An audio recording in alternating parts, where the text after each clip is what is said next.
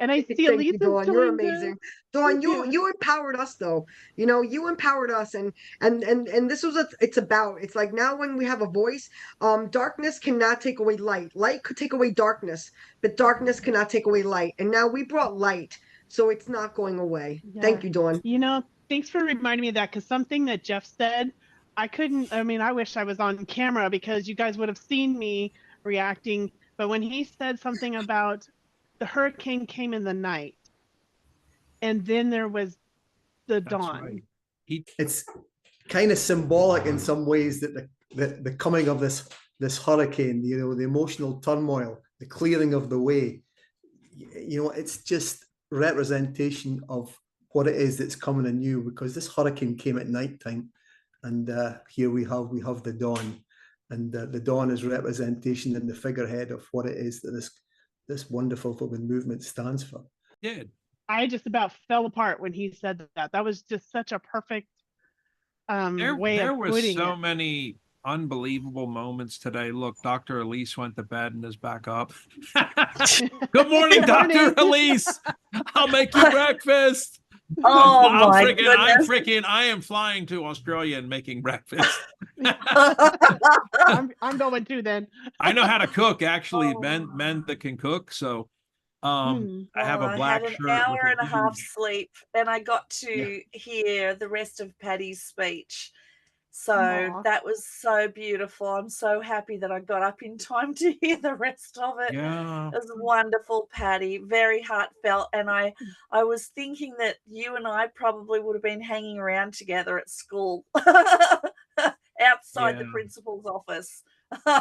So did anyone else want to come up on stage now from the attendees? There's a dozen people over there that would like to come up for the panel, Dawn. Especially the speakers. And I think, and I don't see it now, but I know that somebody had a question from earlier. Yeah, Brandy might want to come up. Dana, it says Dana is on, although she might be on by phone. I think Bethany had a question earlier. I don't know if someone captured it, but Bethany, if you want to put that question back in chat, because I can't see it, maybe others can. Sasheen. But yeah, let's bring on especially the speakers, and then we can see here how they the Q&As go. God, I'm scared. I'm the only guy here. We'll be kind to you, Marty. Where's Andrew? We'll be kind to you. What if I say the wrong thing? I'll be killed. No. No, tortured first. Okay. You sound like me. my I God. play War and Order, and I portray a female knight, and I talk during the game about putting men on a roasting spit, and we turn them while they scream for 2 hours over the flames. And people are like, "What is wrong with you? You're a guy. Goodness. What are you talking about?" Could we do crack up? I know, right? Could we do a real quick recap for Alyse on the day, on anybody? I just would like to start off, anybody share their favorite moment of the day to kind of give her some ideas of what has transpired, because man, there's so many great things while you were sleeping. Yeah, while I was sleeping for 2.5 dot. hours. 2 hours I think I've had. Oh my gosh. Oh no. Who would like to start? There were so many. I'll throw out some of the incredible stories, Alyse, and recognizing this is such a larger issue, global issue, but problem that I've never ever encountered the magnitude, I guess. Maybe that's it. We touched on different topics on, yes, how the psychological can affect a person physically.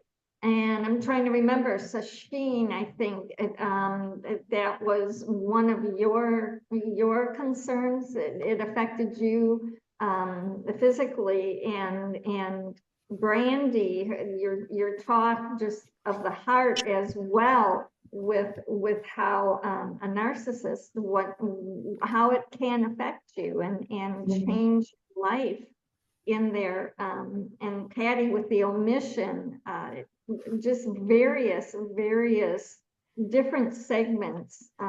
We spoke on supporting each other in different groups, seeing that even though they got the support, but it definitely wasn't enough. And the court systems and the judicial systems needing to elevate what they're doing, recognizing that the voices of the children, but of the people who have had the experiences, it just validated that. I think the best way is purchase the book. Where's the book? Someone hold up the book. Purchase the book. And it's like we want more. There we go. Yes. Warning. Children are not weapons. And it just spoke clearly as the day went on, as people unfolded with their stories, recognizing, and you know what? I guess we cannot totally blame society or totally blame the government or the law enforcement, because they don't know what they don't know. And we're here to enlighten them, to share with them things need to change, and it takes that voice. But look at Dr. Childress had just really nailed it and shared so much value. And it goes to show how much that this is not just about people telling stories. This is truly educational. It is laced with resources, laced with people truly with making sure that they have the credentials to be speaking as well as the experience. And I'm going to let other people talk. So Dawn, you control now. Well, yeah, there's so many things that it could literally take us all through the night until tomorrow to talk about all of the different nuggets, but there were so many nuggets that were shared. Can someone unpin Alyse and I, because we're pinned, so I want everybody to be able to see everybody, so when we're talking, we're all on the screen together. And Dawn, I just want to say, like, this is the first time that you and I have actually been in the room together. Last night you were still sort of doing the hurricane thing, and you weren't able to join us in the room, and now you're joining us in the room. So for me, for the first time speaking about this conference all year long, for me it's a really special moment that I'm actually in the room with you. So I love you. For me I too. just wanted to love tell you you. too. Oh my God. Yeah. Yeah. What a year this has been. What a year. And the belief you've had in me in wanting to do this, because a lot of times when I get these crazy ideas of putting on a conference, I have people tell me, oh, you're not gonna be able to do that. It's impossible. And I'm like, it's not hold my beer, it's hold my fireball, right? I'll be right back. That is what, Dawn. And you know what, Dawn? Yeah. Watch me, yeah.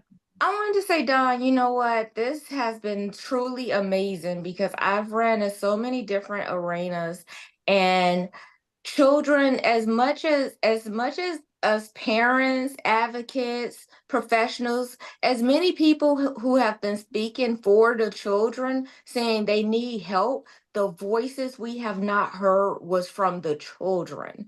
And the fact that we lived that experience as children, we felt that isolation, that confusion. We unsilenced so many children voices that they are still being abused, but they are no longer silent, because we're speaking for them. We lived decades of this abuse, and we're letting everybody know no more.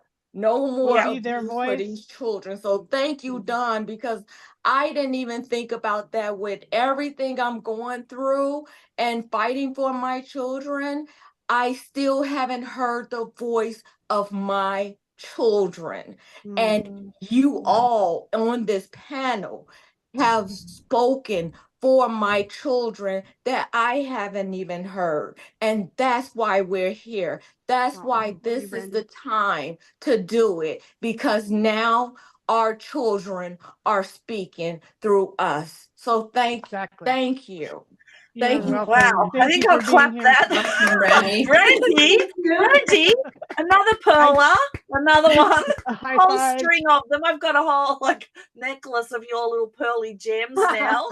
Like you just And you got can now, something you to can do. I think also, it's important. I want to add to what Brandy said, is that we are the voice until they can find theirs.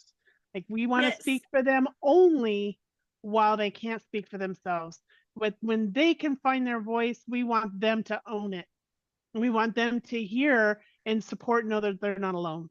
That's the whole Yeah. point of all of us here today, speaking on behalf of all the little children around the world who are currently going through this, all of the other survivors that have gone through it and they don't realize what's happened to them yet, and all of the Yeah. other survivors who know that something has happened, they just don't know how to identify it, and they don't know that there's other people out here. So they're not alone, and that's why we're getting louder. We were silenced. We were told to be silent. We were told take stuff down. That's why we've adopted the "nothing about us without us" in our conference mantra, because we want to be part of the conversation. We want to be heard, and we can contribute a lot.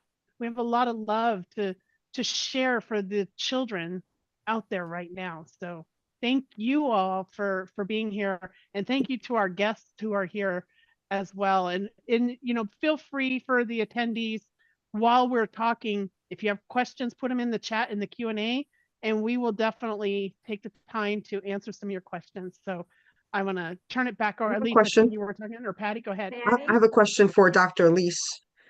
Dr. Alyse. Oh, is that okay? Yeah. Yeah. Hi, Patty. Dr. Alyse. I think because of your speaking this morning, I had the download with the omission, psychological abuse by omission, but I wrote down, and now I'm having like amnesia, but I wrote it down, and I want to know if you could go into it a little bit more. Maybe not, but you talked about gap. You spoke about gap. Yes. Could you talk a Huge little bit more gap about in that? the research. The gap in the research between the adolescent and adult child survivors and the mental health practitioners. That's what I was looking for, was the gap, because I had the hypothesis that they just didn't understand us and they didn't know how to treat us. And I had to prove that. That's why I set out to do the twin PhD, and proved it beyond a shadow of a doubt that there is a huge gap. And we really need to throw a lot of money at training mental health practitioners, because if we've got the mental health practitioners trained, then they can see it throughout society and start to train everybody else. So we've got a problem in the family court where we've got a legal system and a mental health system crossing over, and they shouldn't really be. We should be sending everybody out to the mental health stream if there's that stuff going on in the legal system, because the legal system aren't trained. And it turns out a lot of the mental health practitioners aren't trained to deal with it either. So we've got to throw a lot of money at training mental health practitioners and how to identify adult child survivors, because this gap is so big. And when I work in the mental health units and go up into the emergency departments, we've got adult child survivors wandering around everywhere, begging and pleading for help, but there is minimal help out there. And I can go into the mental health units and the jail systems. There are adult child survivors of psychological and physical abuse everywhere. There's a sea of them. untreated people. So, and we often will just treat the presenting symptom.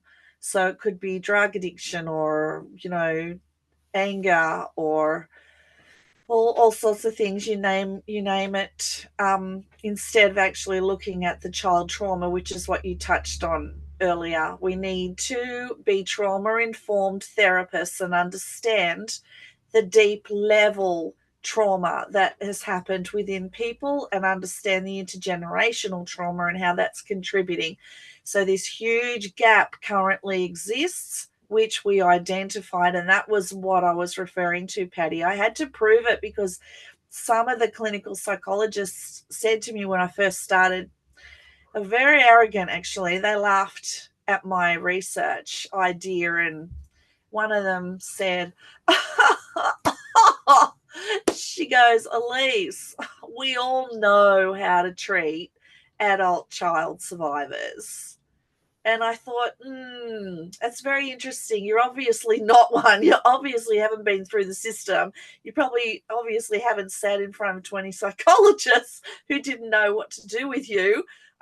Yeah, I actually, and I said to her, you're wrong. And I'm going to prove it. So that's what I set out to do. And here we are. That's the gap. We know it. Yeah. Yep. Jeannie, Well, did you it's have nice to hear something you wanted to add? speak. Oh, I'm sorry, Sorry. one more time. I was I- No, going I was just going to say to Alyse that it was nice to hear her research, because that also helped me speak a lot of what I had experienced as a therapist as well as an alienated child. And not being Perfect. able to get that help, because we do fall through the cracks. So many people do, right? And I saw that when I was working in the addiction recovery, the revolving door, like Yeah. people, the resources aren't there, and there's no need for that. Like, we can set people up for success.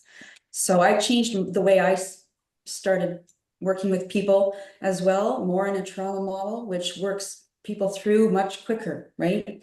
And anyway, I just wanted to share that and thank you, because that really helps a lot. That's really great to hear, Sasheen. Yeah, amazing. Thank you for sharing that with me. Yeah, all that work I did wasn't for nothing. No, absolutely not. And absolutely not. You just began. We know that. We know that. Dr. Alyse, could you share with us how the insurance companies, if that is, and maybe you're going to touch on this tomorrow or whenever, is that an issue a lot of times with regards to the courts requiring like maybe a medical evaluation or mental evaluation, and then if it is, with the social worker bringing that in and to identify the child may have an issue with regards to this alienation, are the insurance companies recognizing it as a medical symptom? If someone has a medical issue, but it is caused by the mental issues that are happening, and I don't want to say mental issues, but the psychological abuse, how does the insurance handle that? Are they, by their lack, are they stepping up to the plate and saying this is strictly mental, or we're not covering it because it's mental, and hand it off? Is there a delay there? And then how do the courts view that? So that's outside of my knowledge, that question. That's more a question for Dr. Childress. So I just I could not honestly answer that question. I can only answer with regards to the people that I treat privately and the police officers who have psychological trauma and things like that, and the insurance companies that I deal with within that space, because I work with a lot of police who are child survivors of abuse as well. So they go into the police force. We have them in all different areas. We have them in the Army and the Navy, and there are a lot of adult child survivors. And when a lot of them are quite susceptible to PTSD as well if they've got a childhood of this sort of stuff. So it's difficult because if they start to develop PTSD or anything like that, it's a bit hard to sort of tell sometimes whether it's been triggered because of your childhood or it's been triggered and exacerbated because of things that you've seen within the front line. So I know a lot of the police that I work with there are seeing some absolutely horrific things and not being debriefed properly.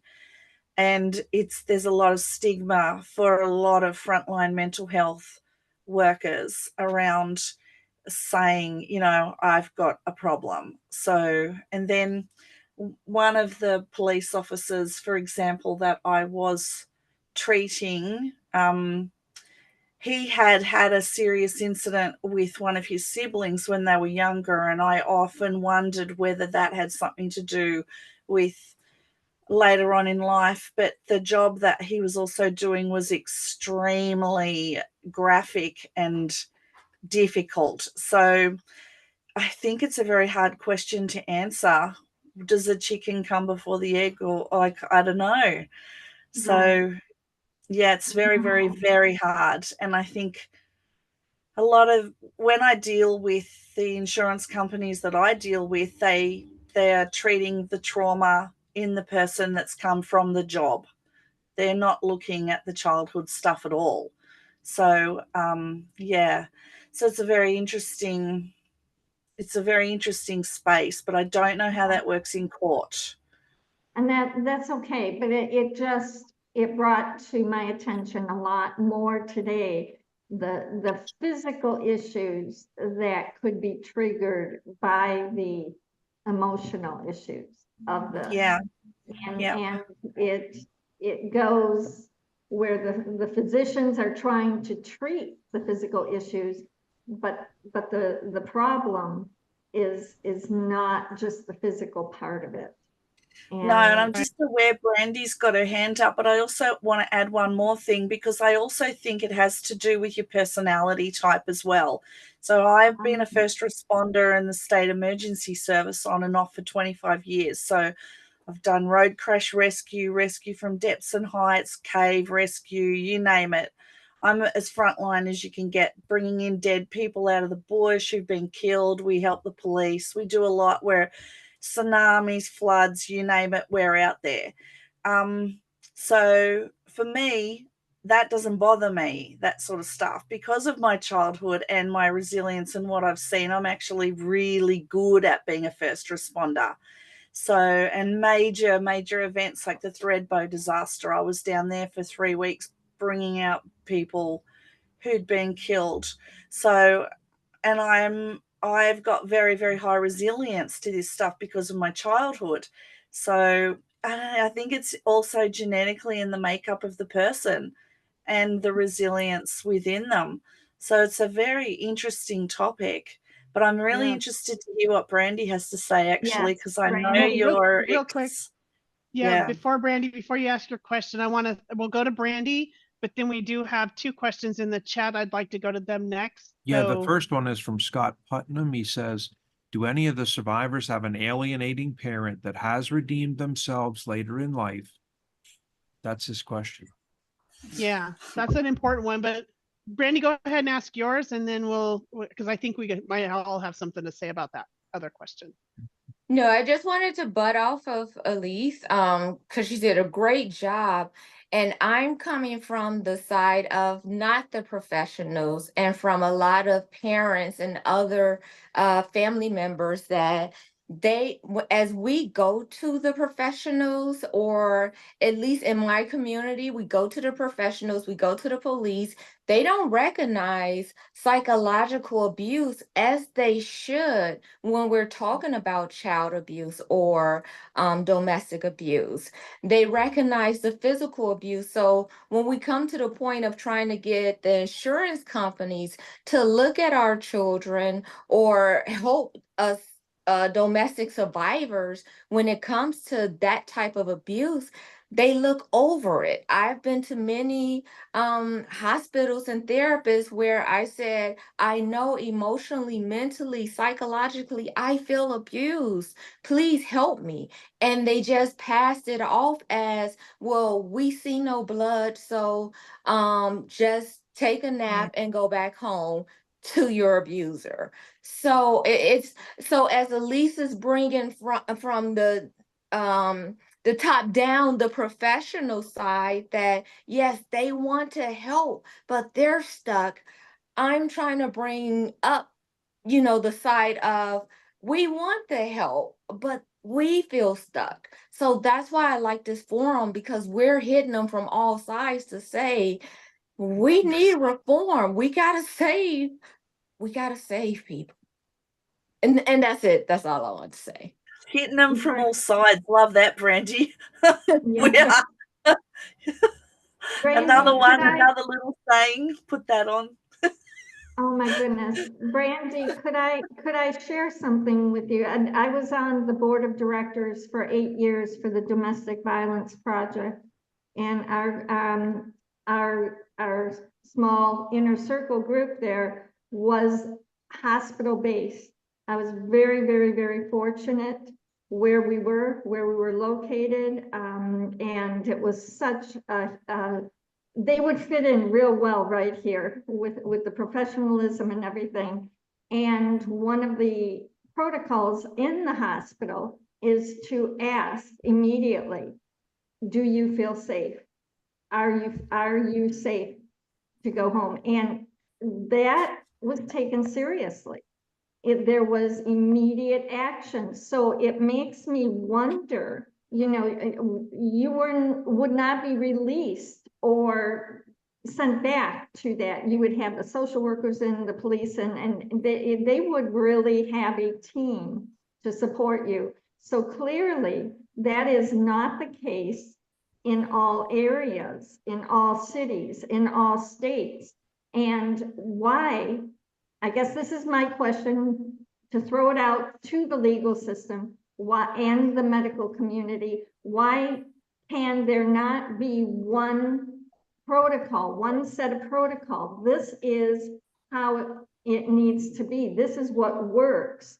And I mean, fortunately, we had a heart surgeon who was phenomenal at the hospital that was a great deal part of the Domestic Violence Project. But it's not acceptable to have someone say, I don't feel safe to go home, and then send you back to that place. Yes, Dr. Alyse.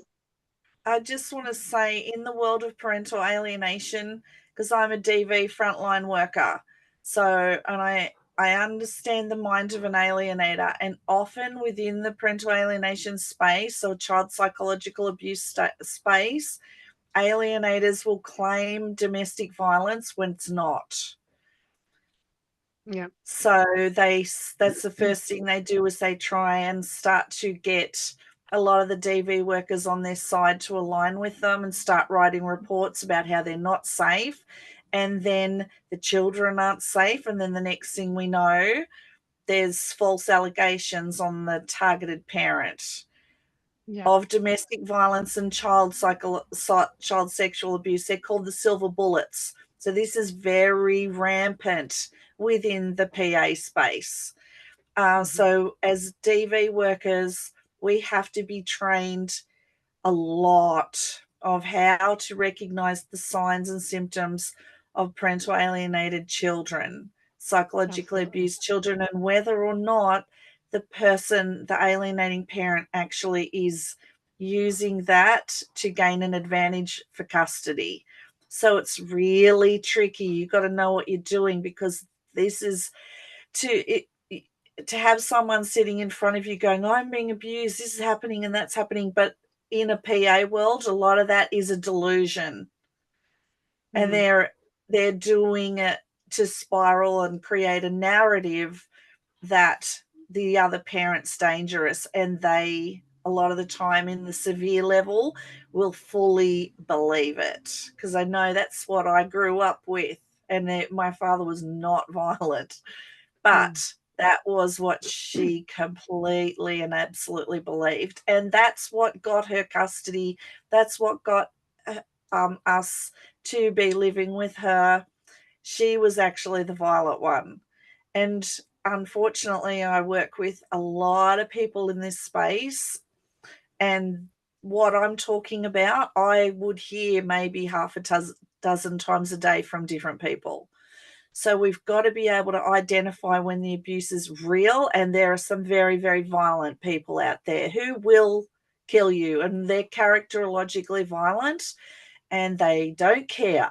And then there are others who are being accused of it. So we've got to be very, very good at our jobs. Yeah.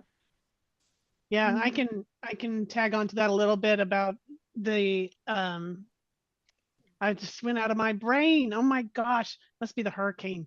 Well, we No, can do the go next ahead. question. There was Yeah. another question. Does this organization have a strategy to reach out to younger and older adults? Well, should we answer Scott's first about the survivors redeeming their Oh, parents? yeah. Do any of the survivors have an alienating parent that has redeemed themselves later in life? But my answer is no. Mine's no. No. Dawn, what's No. yours? So No. mine is, how do you even describe mine? So mine has come and gone, and I think I've gotten the best apology I'm ever going to get. So it's not something that I'm currently looking for, because I just don't think it's going to be anything better than that. So I don't want to set myself up for disappointment. So I'm just accepting that for what it is. I understand the relationship a little bit better. We've been estranged for over a year now. And then out of the blue, all of a sudden I got a phone call 2 weeks ago, I think it was. And even though it's not really redeemed, it's acceptance. I am accepting her for who she is. And I understand that while what she did was not something I approve of, I looked into her, the transgenerational trauma, and I can understand now why she did what she did, because that happened to her to some extent. So it's not redemption as much as it is acceptance of the truth that's happened along the way through this transgenerational trauma. So it's passed down from my great great great grandmother to my, and so on, all the way down. And now my mother has basically lived what she was taught, and didn't probably even think that there was something wrong, because the DNA, it's in our DNA.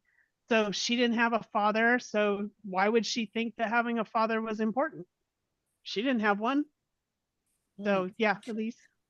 I think it's important to note with the person who's asked this question that mild level alienation, naive alienators, as I talked about in my slideshow, sometimes they're naive. They don't realize what they're doing is not that great. So with a bit of psychoeducation, some family therapy, we can turn them around. It's the moderate to severe level alienators who we have huge trouble with. And Dawn and I both have severe level alienators. So, and I can tell you I'm in my 50s, she's never going to change.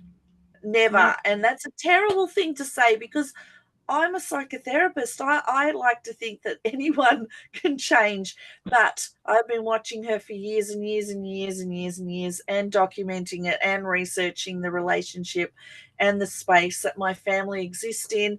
And she doesn't want to change. That's the key. She doesn't want to. She doesn't think anything's wrong. She thinks she's perfectly fine, and it's everyone else's fault, especially mine. So it's my fault. So, and I'm the kid. I'm like, okay. So it's a weird space. There's personality disorders in this space. So I think some people have no people. Yeah. I don't think they have any wherewithal, Dr. Alyse. They don't have the education, the coping mechanisms, the understanding. Yes. You know. Yes. Yeah. And some people we can move and change and educate and get them to understand what they're doing and support them so that they don't need to use the children to regulate themselves. And we can do that in certain degrees. But hardcore alienators, children are their drug. We're used to regulate them. Yep. They have children to regulate them. They don't have children to regulate us. We are their regulating object, regulatory object. We are their drug. So they're not going to be changing or giving up or saying they did anything wrong. We're in personality disorder territory here. Yeah. Yep. Should we go to the next question? Yeah, From sure. Amelia. Okay, so Amelia says, does the organization have a strategy to reach out to young and older adults? It's important for them to know that they are not alone and you can be their village. So organization, I'm assuming you mean Thrivers Speak, and that's what we are trying to do here by speaking out and growing this movement. So this is our first year. So we plan on continuing this year after year. There are some of us speakers that are constantly doing this. So it's something that we all work in our own little areas and are pushing for this information to be shared. And you'll hear from some speakers tomorrow that have made a documentary film on this as well, which is a fantastic tool. So stay tuned for that as well. Patty, I saw you raise your hand. And I just want to add before we go to the next question to answer this, that you have reached out also because we are doing a movement to get it in the hands of courts and schools and therapists. So we want the training in those hands because there is a cross, like Dr. Alyse said. So that is the initiative. It's starting here. This is the foundation, I believe, right, Dawn? However, Dawn already reached out to attorneys and courts and judges and so forth. Absolutely. And I don't and we will think keep doing that. Go ahead, just to that question again, what the person's asking is, are we going to reach out to them? That's a very difficult space as well. So we need to be teaching the practitioners again and other key personnel within our communities to notice this so they can help them. We cannot reach everybody in the entire world, and we just don't have the energy. We've got to train people to be on the front line. So let's talk about that a little more, because you and I talk about this quite often, but let's talk about it here on the panel about why we don't reach out to anybody under the certain age. Like some people say under 18, we don't necessarily like speaking to anybody under the age of 25. Marty touched on that a little earlier today about not having that full cognitive development. And so anybody under the age of 25, we don't want to step into a space where someone is not ready to be able to discern or to analyze and assess and be able to figure out. So could you elaborate a little bit more? Because I think that helps to answer the question on why we don't necessarily reach out to the younger survivors. Yeah. So I'll give you an example of what just happened recently in my rooms in my private practice. I had an 16-year-old sent to me who was suicidal. He came in. I'd been treating his parent for probably the last 3 years. So that parent sent him into me because they were very, very worried he was going to kill himself. So he came in. Within about an hour, I'd realized he's an alienated child. And he'd been through the whole family court system. He had been embroiled in huge high conflict divorce for a long period of time. Okay, tick, tick, tick. All right, so I talked to him about being a parentally alienated child, and I showed him research on it and resources and all sorts of stuff, and he was like, here's the golden moment. We realized like, oh my God, that's what's happened to me. And I thought everything was going really well and was great. But what I didn't factor in was he's an enmeshed child. He's a child soldier. So he went straight home and he told the parent, didn't he? everything I'd said. Then the next thing, I got a phone call being threatened that I was going to be sued, told he was never coming back in again. Who did I think I was? I've ruined the family. All of this stuff. So this is another reason why practitioners, even me, with all of the training and study that I've done, fell into that little situation. And I actually talked to Dr. Childress about this because I felt like I had done the wrong thing as a therapist by telling him he was an alienated child.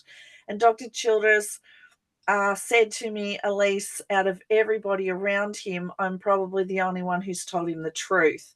And he may not be open to hearing it at this point because he's still a child soldier, but something will have gone in. And maybe later in a few years, he could potentially come back and we can do some work at that point. But the problem is that if we have these children in front of us and we start educating them, they're going to go back home and talk to their alienating parent, and then we're going to get targeted and potentially deregistered, like Dr. Bailey was talking about, threatened with being sued. Like, it's a very dangerous space for us to be working in. So we have to tread very, very lightly and very carefully. So going out there and talking to alienated children is difficult because they are soldiers. So we've got to come at this from a very, very careful, in a very, very careful manner. And we've still got a lot of discussion to have within this space amongst the mental health practitioners. So it's very tricky, and it's different if they go through the realization stage, and like we did, a lot of us did, and we found out about it ourselves, and we were a lot older, and we're reading about it and going, oh my God, that's what happened to me. And then even then we struggle, because if we go back to our alienating parent and go, hey, you're an alienator, what do you reckon's going to happen to us? The alienator is now going to target us again as adult children. They don't leave us alone. We can't be doing that. We're in a DV relationship with these people. So we can't be going, you did this, you did that. They will target us. They will target us. So we've got to work within this family system. We've still got to go to weddings, funerals, you name it. And so it's very, very, very difficult. Even when we're older, it's still difficult. We're always looking out for landmines being blown up at different events, all sorts of things, you know. They still target us. They just, instead of our other targeted parent, they target us. So if we don't align with them, they want full allegiance until they're dead. They want full allegiance from us. And if we don't give it to them, God help us. And we have to navigate this space all the time. So it's very difficult. And if you are a child of parental alienation and you realize it, what's that space like? You know, and that's what we talk about and write about and research. How do you navigate that? It's a minefield. And Alyse, I want to share an example of that with my alienator.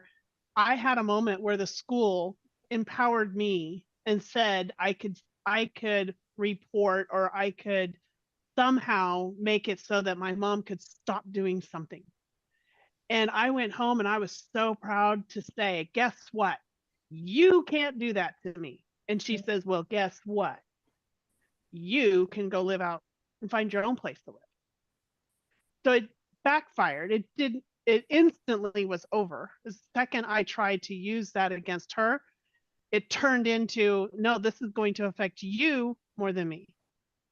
So that's where we have to be so careful, because that could literally happen, to where our parent is not going to accept something that everybody else on the planet would say, oh my gosh, don't abuse your children. My experience was, well, you might have to find your own place to live. Yep. We are children who are being coercively controlled within the family system. We're in domestic violence. That's what these children are living in. They're living in DV, family and domestic violence. It's very, very, very difficult. We have to do what they want. It's like being in a domestic violence relationships as an adult with your partner, except it's a parent and a child. It's exactly the same thing. It's actually harder for us as children because we have no voices, no power, and we also are in very, very deep grief because we're not allowed to see our targeted parent, and we're not allowed to talk about that either. Like in a lot of circles, if a parent dies, everybody's around you, around the child, everybody's there comforting you. But in an alienation world, the targeted parent is erased. We're not allowed to talk about them. We're a lot of the time not allowed to see them, and we're taught to be terrified of them. So we have this huge amount of grief that we're also dealing with. That is, and all the research says children's grief, that children feel it as intensely as adults feel grief. So our grief is huge. So we're grief-stricken children with no voices, no power, living in a domestic violence relationship under coercive control with the one person who's supposed to be looking after us. This is the life of a child in PA. And it's honestly hard to speak to children that's still under the roof of the abuser because they're I forget what the name is, Stockholm syndrome or something of that nature, where they believe disorder. Yes. And they still believe whatever they're being told. And then when they go home around the abuser starts to tell them or starts to ask them questions about what was going on. And that's putting them under more duress. So what I can say is it's a lot of parental groups. If you're on social media, I found Dawn through was it TikTok or Facebook? I don't remember. One of them or both. You know, it's a lot of us parents that are not professionals, but we're getting together because we can't speak for our children, but the government, the courts won't hear us. So we have each other. However, now we have a coalition, we have advocates, we have supporters, we have professionals all saying we want to do a job for the betterment of everybody, for the betterment of our future. Not all this negativity of I'm scared to speak out the truth because this is so much corruption stopping me from saying what I need to say.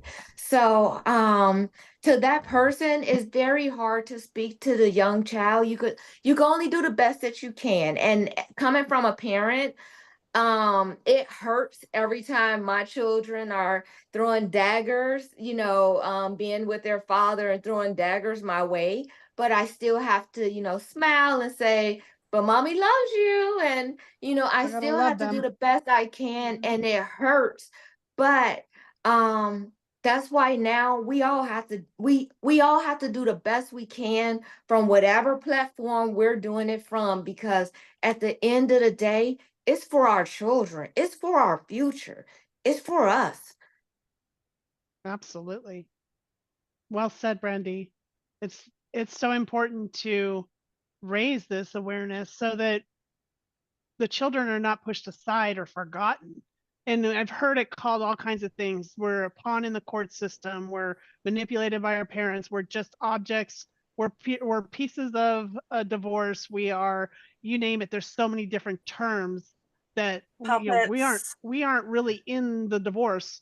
We are a byproduct of a marriage, but we are not part of the divorce. I didn't divorce my, we don't set out to divorce our parents. And something else, for those that are listening or watching this later, children do not know how to hate their parents innately. That is something that is taught. You don't just automatically that's start hating sick. your parent.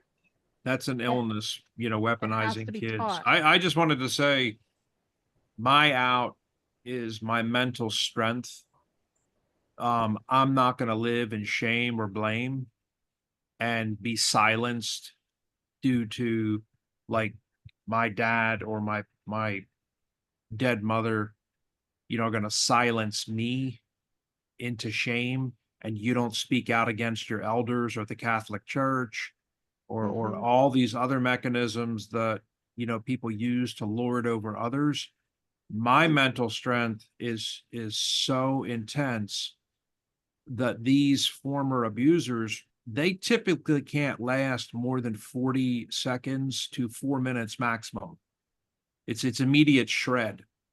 And so if you can get yourself to that point to where even like Karen today speaking out into the universe and sending that vibration out into the airwaves is in itself liberating. It wouldn't even matter if the person was passed away, because the more vibration that you put out into the universe that echoes off of people's ears that they're even feeling right now, okay?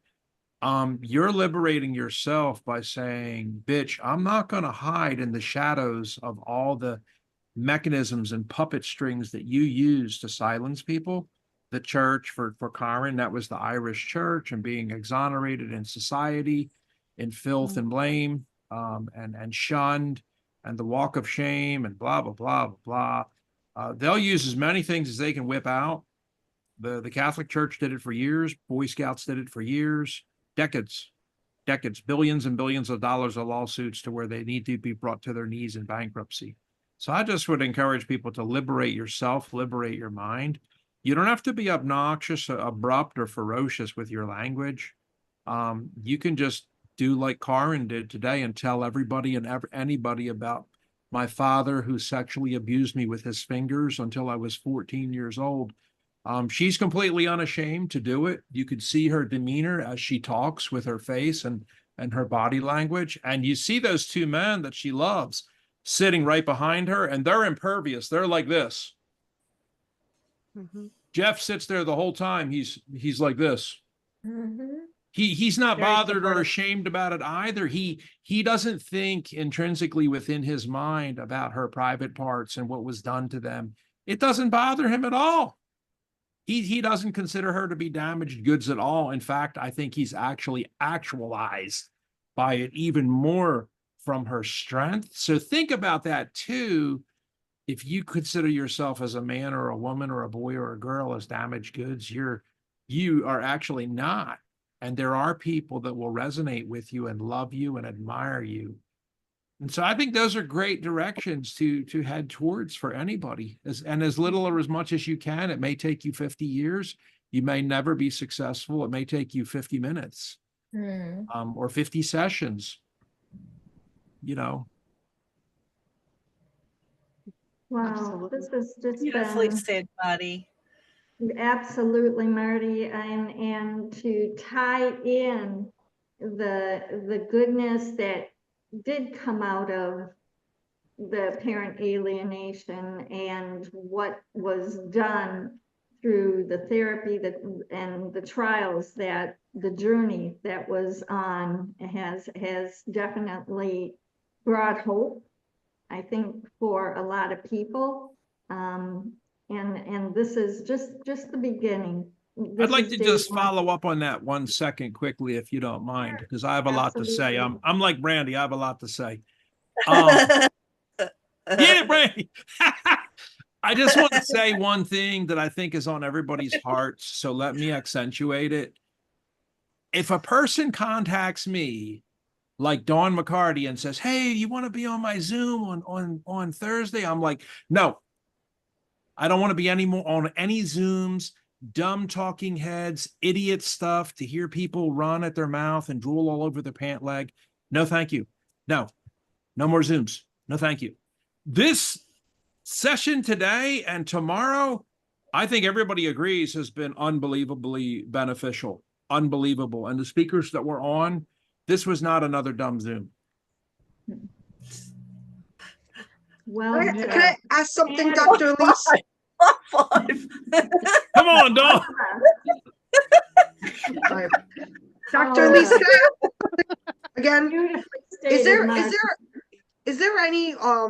is there any chance or anything similar to like being allowed to like create like a Charlie Brown kind of a movie that is allowed to be viewed in schools, just to open up There's the mind of the yeah, children, and we then do maybe have. they do, Well, and we'll hear and about then it take more a tomorrow. anonymous poll. I know I've said that before, the anonymous poll, but I don't know why I can't get off of that, because I feel like maybe there could be more teaching when they see how Yeah. needed it actually is. There is a documentary, and we have two people that are going to be speaking about that tomorrow. The documentary is called Erasing Family. So we'll have the director, Ginger Gentile, and then we'll have Ashlyn Lerner, who's here today. She's the one of the primary protagonists. That word is so weird. Every time I say it, it's so weird. She's one of the main characters. That it really is an educational type of tool, and it's not just for children, it's for really anybody. And what we wanted to do with the film was to say, hey, this film was amazing, have you seen it? You should watch it, and not tell them what it's about. Or if maybe you can't talk to your own child, or there's a situation where you're not able to share, you could literally have someone else share it for you, and they could say the exact same thing. Hey, I watched this film, it's amazing, you should watch it. And it just helps to kind of get the wheels turning in their minds, so that maybe they can come to these realizations on their own without their parent who they have been pushing away, without their involvement, without it seeming like it's coming from them. So we do have tools, but to say that, we don't need one, we need a lot. We need this on every major network. It needs to be on net. We need to normalize these kinds of documentaries, because there's all kinds of Ted Bundy ones out there. There's all kinds of the Menendez brothers out there. Let's make all kinds of these child psychological abuse ones out there. Yeah, and this is where the gap in the research is a problem. Because for me as a mental health practitioner, I worry if these children find out and realize, who do they go to talk to about this if the mental health practitioners aren't trained?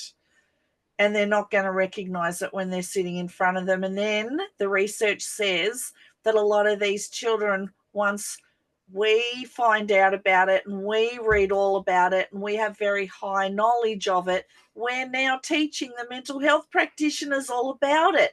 And the research says, the research is nuts, because it says the adult children, in order to keep the therapist to stop from referring them on and keep working with them, the adult children are teaching the therapists all about parental alienation, because they don't know. And we're also told that's not true. That does not happen, Alyse. Yeah, the health literacy is way higher than most of the mental health practitioners. And you talk to a lot of adult child survivors, they know tons more than the average counselor about this. It's phenomenal. Do you all agree? Any of like Brandy, Sasheen, Dawn, like what I'm saying? Like you're PA kids, myself. right?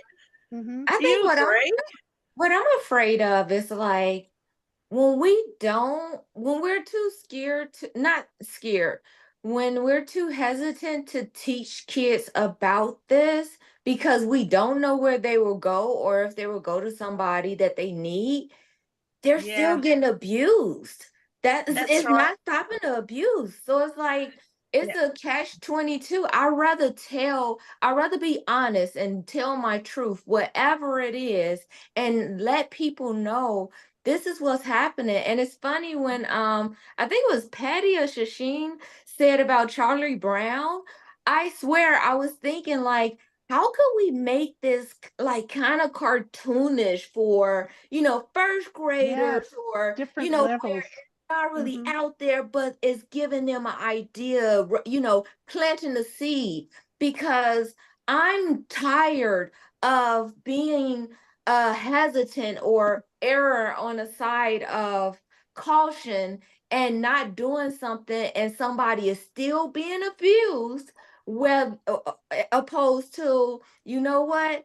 let me just tell you what happened. If I love knew that about idea. psychological abuse when I was younger, I love my children. They will still be here. But Lord, it wouldn't have took me 23 years Yeah. to do what I needed to do. Well, I love So, these ideas between the two of you and yeah. what we already have, Handbook. expanding on them. I think an elementary handbook. And again, I'm not a doctor, so Mhm. Dr. Alyse Yeah, would I'm know not- more. Like, but like almost like also like I know when my kid, I used to have a code word with her, and I used to say like if something weird, even if you feel weird, even if you don't know why you feel weird, but you feel weird, a safe word, but in these cartoon videos, maybe pass out a little pamphlet of like maybe little things that you could I don't know, I'm not the doctor, but like I'm just also wanted to make a change so badly that my creativeness is just like it doesn't shut down. Now these are great ideas, and we can do more. And it doesn't mean we only need one documentary or two or five. We can have different types of venues where it's not just a documentary. I like the idea of having a cartoonish type story where where children, because children don't know things automatically, but it doesn't mean they can't be taught. So when they see things and they can learn how to recognize something, and as they get older, they can start to learn how to analyze something.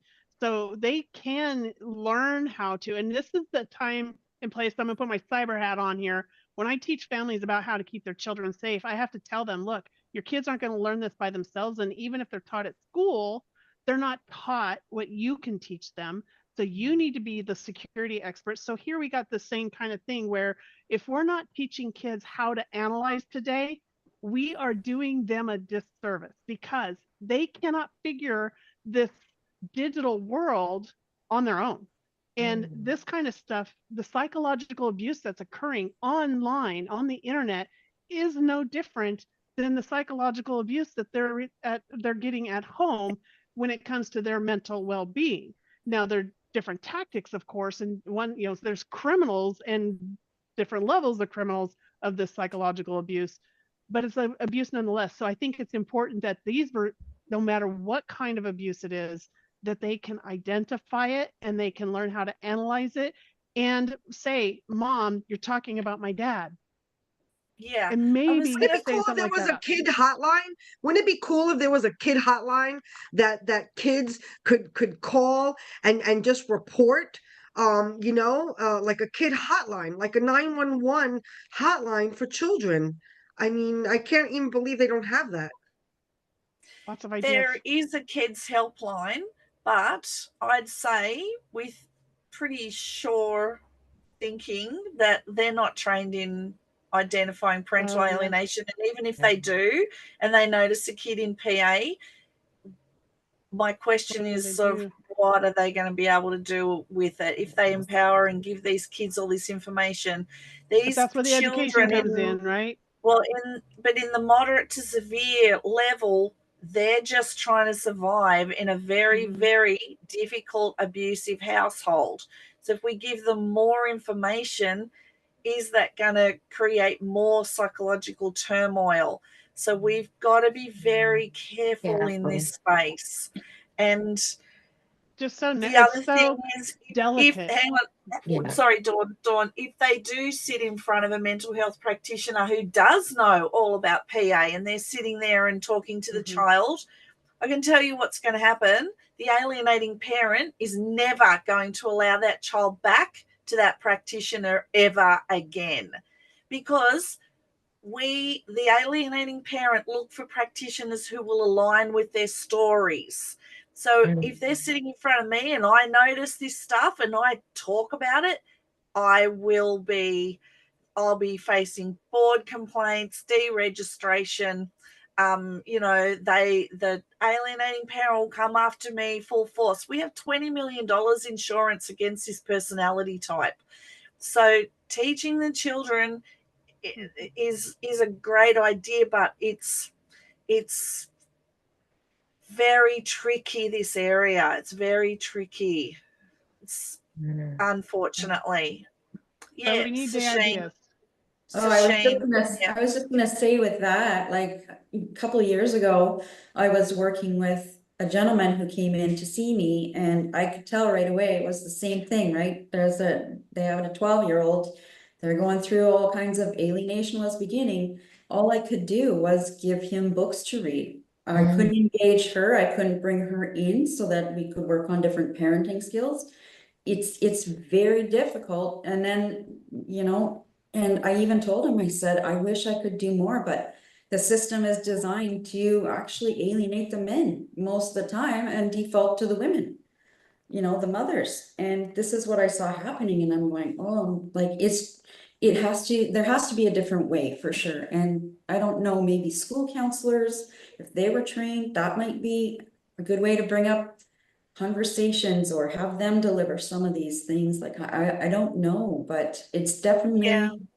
there's definitely a gap there, and we got to figure out how. And I love the idea of, you know, cartoons or stories, or just get that stuff out there. In fact, I've been doing that lately, just putting it on my website. So I'm slow going, but it's directed for kids and educators. I'm gonna Yep. run, guys. Yeah, I I want have to to make go. sure we I have to go thank, see. See thank you to Marty. tomorrow. Thank you, Marty, so Okay. much. Have a great dinner and breakfast. We'll see you in the you. morning. I'll be jumping too. See you again. I'm looking forward to tomorrow. I'm looking forward to tomorrow. But I do want to say with the kids, I just want to say this one last thing, just get it off my chest.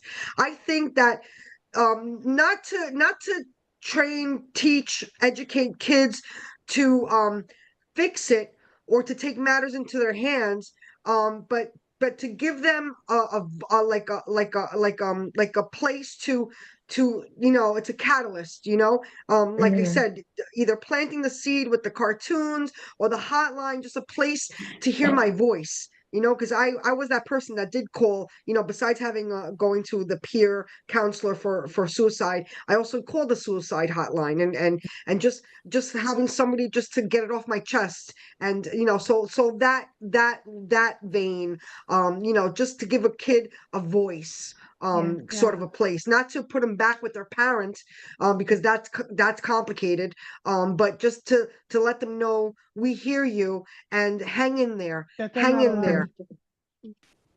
I mean, they're beautiful. I mean, all these ideas are beautiful ideas, and hopefully someday we can do something to do that.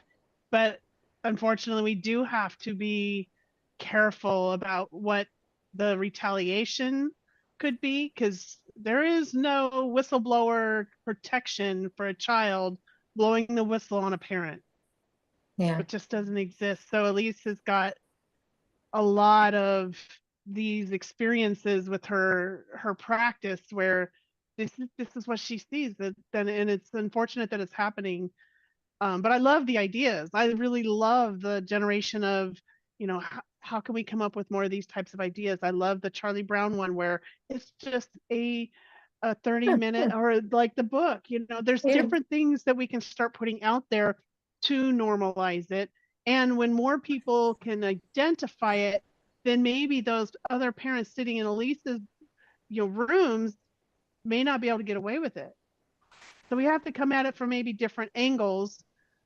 But yeah, until more mental health practitioners are aware of it, like Alyse is, we're not going to be able to make a huge dent, which is why we're doing this conference, because we want them to know there's a huge dent that we need to make.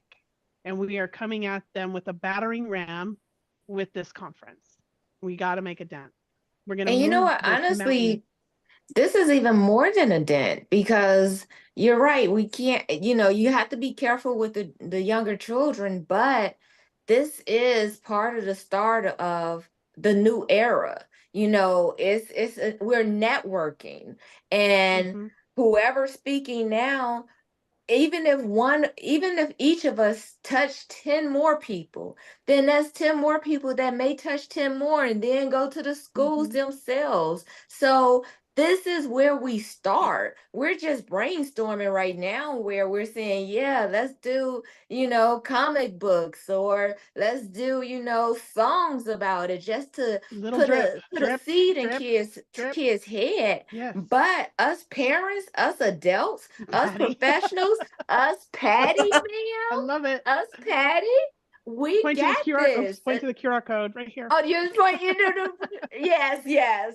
But this is the start. This isn't just the start, but this is the continuation, that there's no stopping us. We're Yeah. Yep. Grabbing a bull by the horns and we're gone. It's over with now. Mm-hmm. Well, what do you guys think? We've had a very productive and an unbelievably amazing, successful day. I'm so happy and proud of all of you for being in here and making this go. Like, this is go time. So I'm so glad we're all here and that it was as good as it was. It far exceeded my expectations. So I can't wait till we blow some more doors off tomorrow. We have some more amazing speakers. So I could sit here and talk to you guys the rest of the night. But I realize that we do have families, and some of us may need to take a bio break or go grab something to eat. So I love that you've been here all day on the camera and just being a part of it. And also I wanted to say one more thing since Alyse is here. Dr. Childress's speech was spot on. It was perfect. And it led right in. What he was speaking about led right into what Patty wanted to speak about too. It just fit perfectly where it needed to fit. So even though we had to shuffle and move me from today to tomorrow because of the hurricane, and we had to put Patty in, and we moved people around, and it just worked out perfect. So I'm not even upset at Milton right now. I'm upset for damage he might have done to the my southern families down in southern Florida, but for the conference, it was perfect the way it turned out. So all shall be well, and I'll see you guys tomorrow. Shall be well. Bye, Patty. Sorry, Alyse. Bye, everybody. Bye. See you guys. See you tomorrow. Good day, Alyse.